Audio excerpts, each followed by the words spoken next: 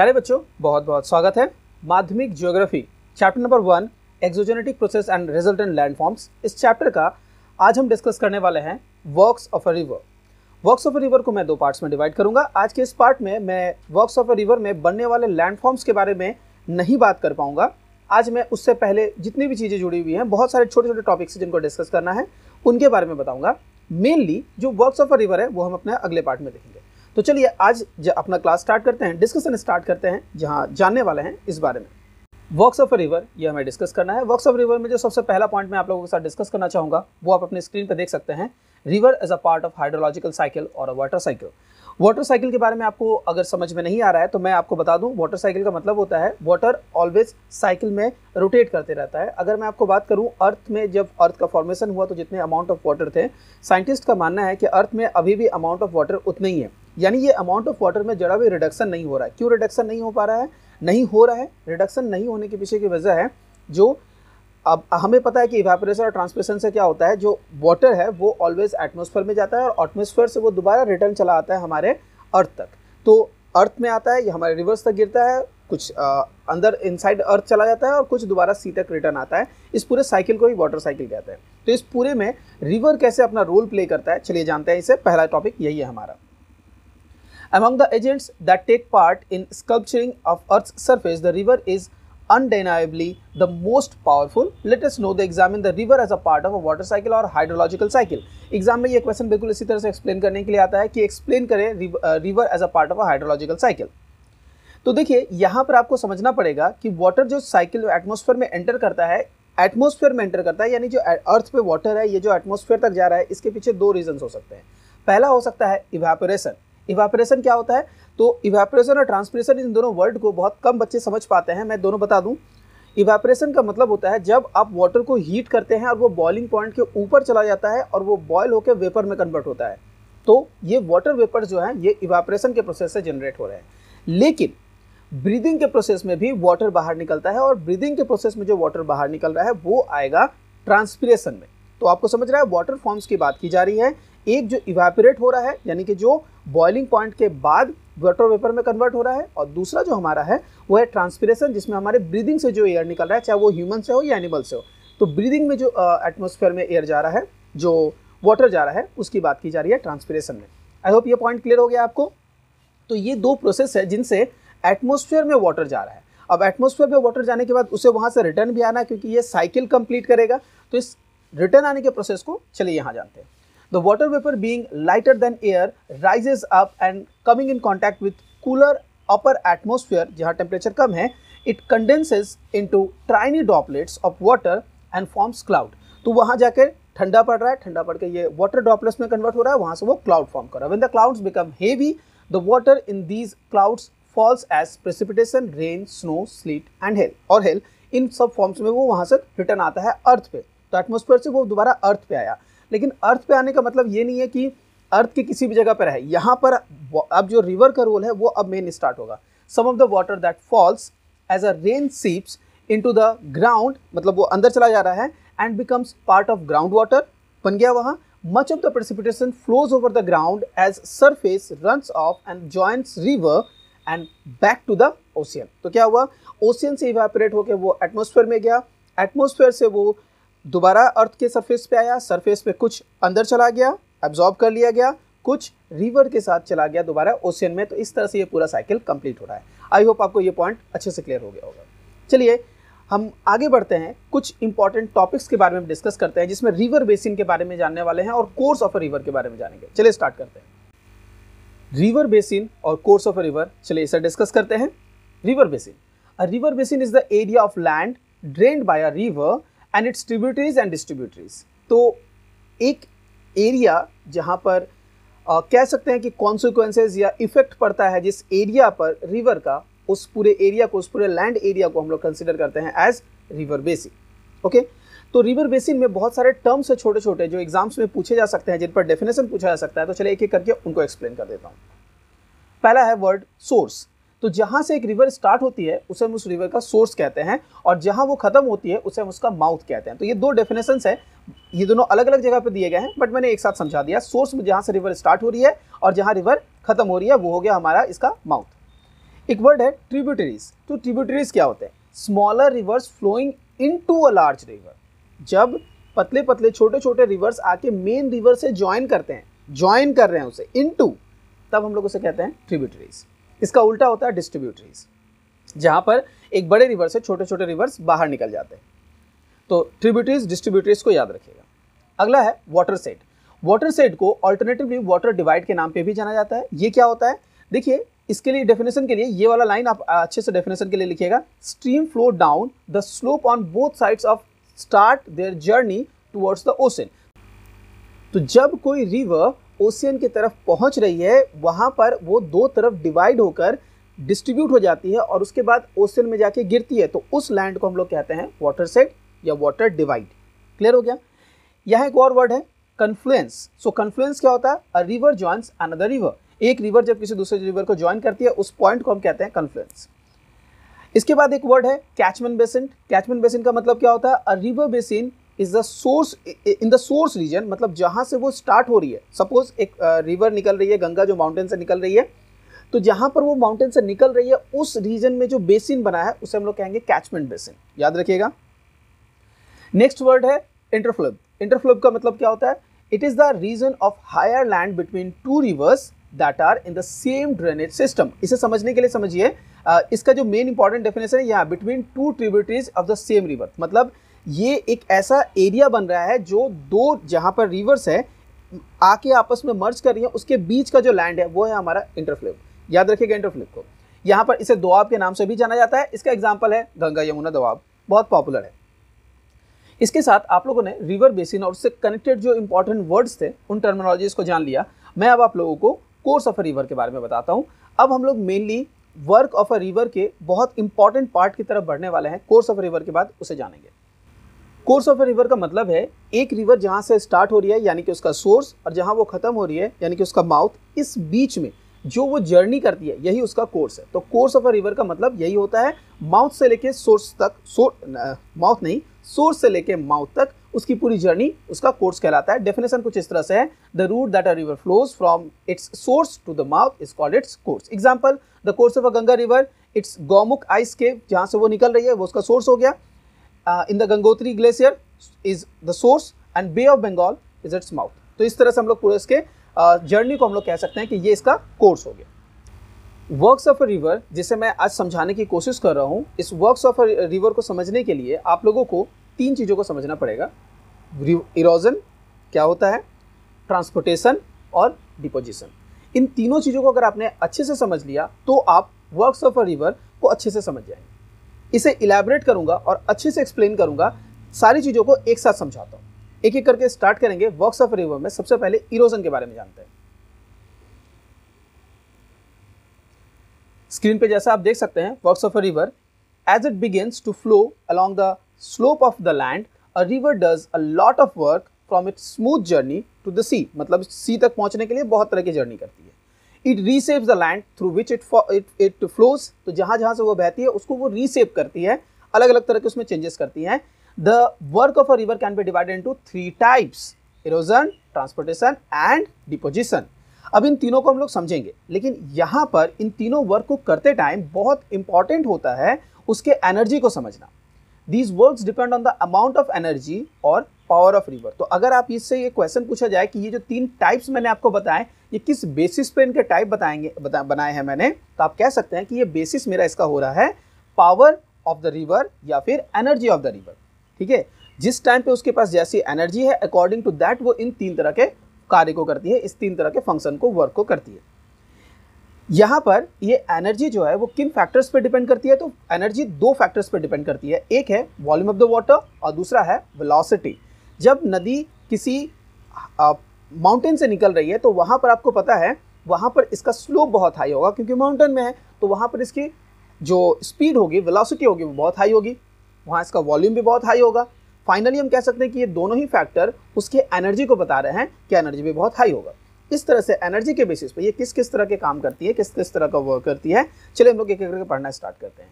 तो जिसमें हम लोग सबसे पहले डिस्कस करेंगे इरोजन के बारे में। इरोजन को कंप्लीट करने के बाद ट्रांसपोर्टेशन, और फिर हम लोग डिपोजिशन को डिस्कस करेंगे। इरोजन में क्या है, इरोजन का मीनिंग क्या होता है, चलिए जानते हैं। The work of a river by which the river wears away its bed and banks of its channel is called erosion. There are 4 methods of erosion. तो इरोजन के जो 4 मेथड्स है, उससे पहले मैं ये समझा दूं इरोजन का क्या मीनिंग लिखा है यहाँ पर। जब एक रिवर अपने कोर्स में बह रही है, तो जब वो जा रही है, जाते टाइम वो अपने बेड यानी कि नीचे के तली को उससे भी काटती है और अपने साइड को, ठीक है, जिसे यहाँ पर ये वर्ड यूज किया गया है, आप देख सकते हैं, where is the word erosion, okay, banks, ठीक है, बैंक्स की तरफ इशारा किया गया है, उसे भी कट करती है। इससे क्या हो रहा है, जब वो नीचे काट रही है तो नीचे काटने की वजह से उसका डेप्थ बढ़ रहा है, और जब वो साइड में काट रही है तो उसका विड्थ बढ़ रहा है। तो इस तरह से नदी अपना जो जगह है वो बढ़ा रही है। ओके, इस चीज को समझिएगा, ये इरोजन के वर्क में आता है। अब इस इरोजन को हम लोगों ने 4 टाइप्स में देखा हुआ है, चलिए करके देखते हैं क्या क्या चीजें हैं उनमें। तो इरोजन के वो जो 4 हैं उनको एक एक करके समझिए। पहला है कोराजन, दूसरा है कोरोजन, तीसरा है हाइड्रोलिक एक्शन, और फोर्थ है एट्रिशन। इन तीनों के बारे में हम लोग इन चारों के बारे में हम डिस्कस करेंगे।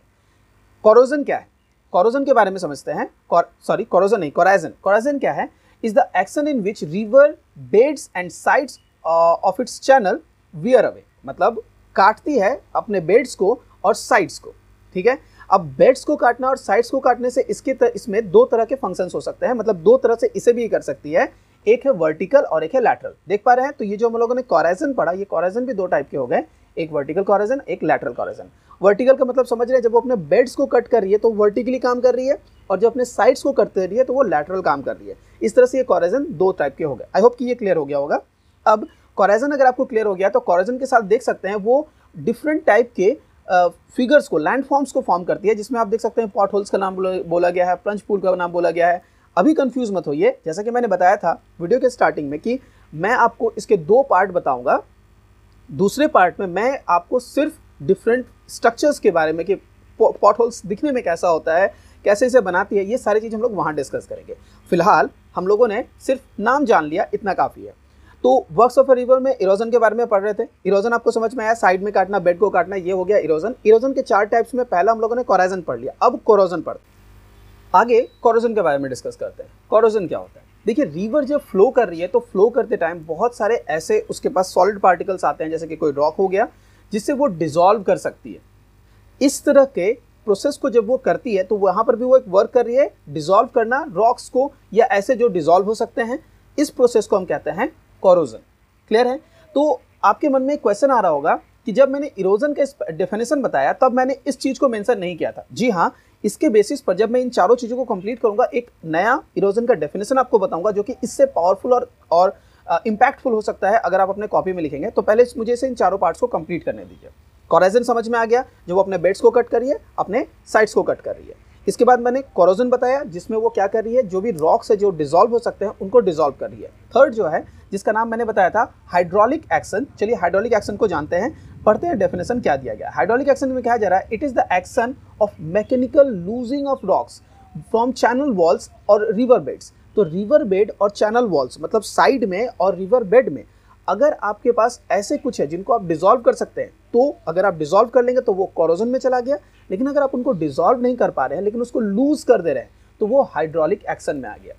सपोज ऐसे समझिए कि बहुत पावरफुल रिवर चल रही है और वो आके उनसे टकरा रही है, तो जब उनको टकराएगी तो उनको तोड़ देगी। टूटना, ये लूज करना, इसे ही कहा गया हाइड्रोलिक एक्शन।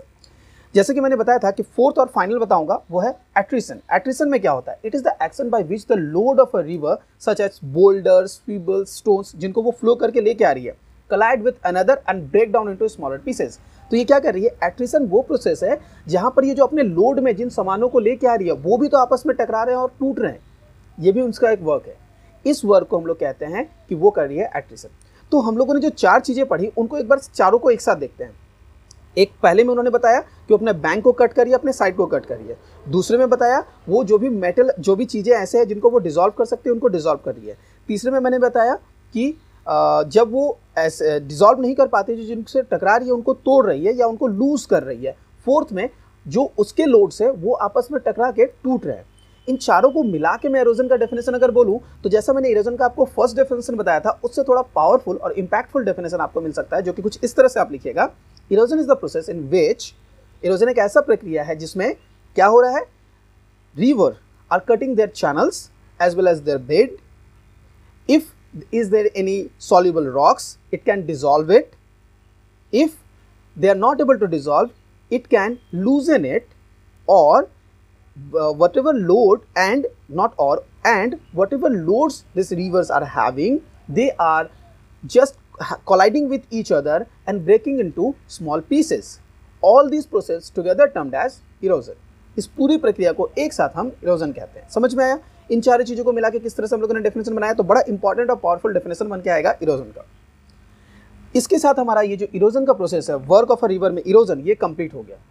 अब हम लोग ट्रांसपोर्टेशन के बारे में जानेंगे। इरोजन में आपने रिवर को देखा, जब वो रिवर निकल रही है माउंटेन एरियाज में, तो वहां पर वो इरोजन का काम करेगी। ट्रांसपोर्टेशन का मतलब है जब वो मिडिल एज में आएगी तो वहां पर जो चीज उसके पास है, अब वो ना ये इरोजन का काम करना बंद कर देगी, ट्रांसपोर्ट करेगी, उनको लेके बस एक जगह से दूसरी जगह तक जाएगी।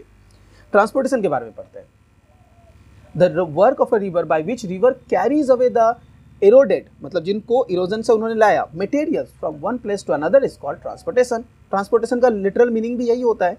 There are 4 methods by which river transports. Okay, तो वो 4 मेथड्स क्या क्या है, चलिए उनको जान लेते हैं। सॉल्यूशन, सस्पेंशन, सॉल्टेशन और ट्रैक्शन लोड। चलिए इन चारों को समझते हैं। पहला, सॉल्यूशन।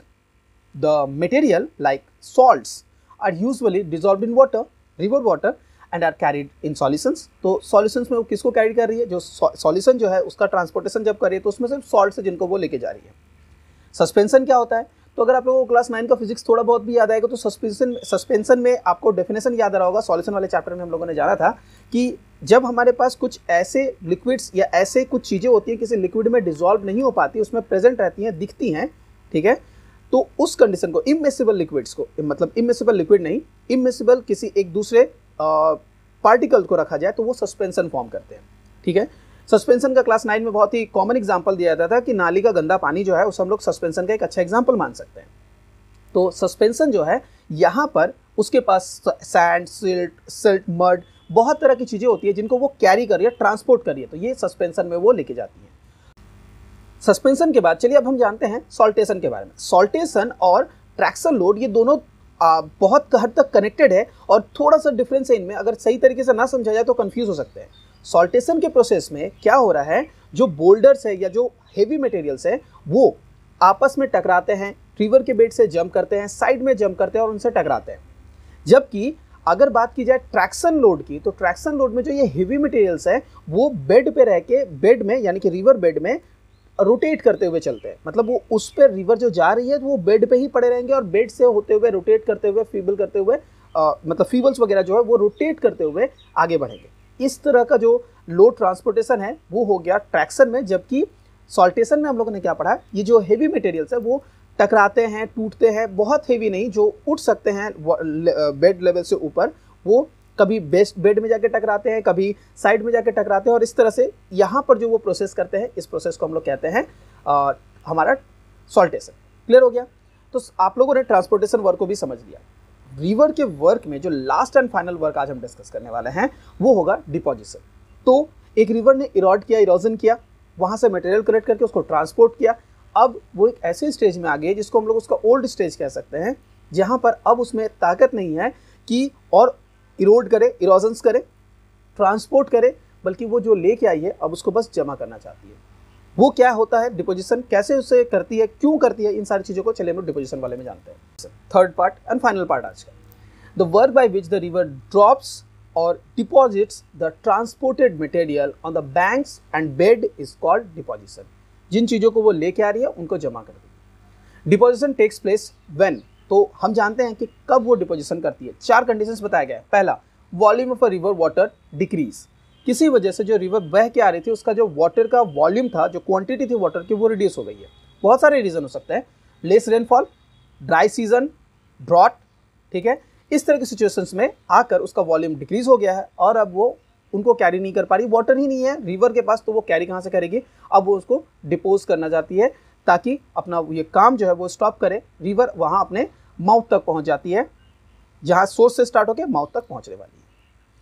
लोड इंक्रीजेस, समटाइम्स अगर रिवर का लोड ह्यूज बढ़ गया है, इवन कि उसके पास वाटर मिडिल स्टेज के इक्वली है, लेकिन उसका लोड इतना ज़्यादा बढ़ चुका है कि वो और उनको ट्रांसपोर्ट नहीं कर पा रही है, तब वो डिपोजिशन करेगी। Slope of the land is gentle, मतलब रिवर को फ्लो करने के लिए, वाटर को फ्लो करने के लिए आपको बेंडेड लैंड चाहिए, स्लोप चाहिए। अगर ये स्लोप कम जा रही है, ठीक है, जेंटल से स्लोप हो गई है, इस कंडीशन में इसके लिए रिवर को फ्लो करवा पाना पॉसिबल नहीं हो पाता है। कह सकते हैं कि इस टाइम पे इसका लोड भी कम है, हो सकता है कि इस टाइम पे इसका वॉल्यूम भी अच्छा है जैसा मिडिल में था, मिडिल स्टेज में, लेकिन अब इस जेंटल लोड की वजह से वो उनको कैरी नहीं कर पा रही। फोर्थ एंड फाइनल इसका कंडीशन हो सकता है कि वो डिपोजिशन कर रही है, प्रेजेंस ऑफ लेक और depression in its course, course में वो पहुंची है जहां पर कहीं पर वो लेक के सामने है तो उस लेक के साथ मर्ज हो जाएगी, इस कंडीशन में वो भी डिपोज कर देगी। क्लियर हुआ? तो the process of deposition is prominent in the middle और lower course of the river when it flows through plain land. Some conspicuous landforms features like oxbow lakes, इन सब के बारे में हम लोग, आपको पता है फ्लड प्लेन, नेचुरल लीव, इन सब के बारे में तो हम लोग आने वाले नेक्स्ट क्लास में जहाँ पर लैंडफॉर्म्स के बारे में डिस्कशन होगा इलैबोरेटली समझेंगे। तो हम लोगों ने डिपोजिशन भी कंप्लीट कर लिया। आज की इस ज्योग्राफी के क्लास में हम लोगों ने वर्क ऑफ अ रिवर का एक पार्ट डिस्कस किया। वर्क ऑफ अ रिवर में हाइड्रोलॉजिकल साइकिल के बारे में जाना, रिवर बेसिन और कोर्स के बारे में जाना, और फाइनली हम लोगों ने वर्क ऑफ अ रिवर के इन 3 इरोजन, ट्रांसपोर्टेशन और डिपोजिशन को जाना। अगले क्लास में हम रिजल्टेंट लैंडफॉर्म्स जो बनेंगे उनके बारे में जानेंगे। इसके साथ work of a river complete होगा।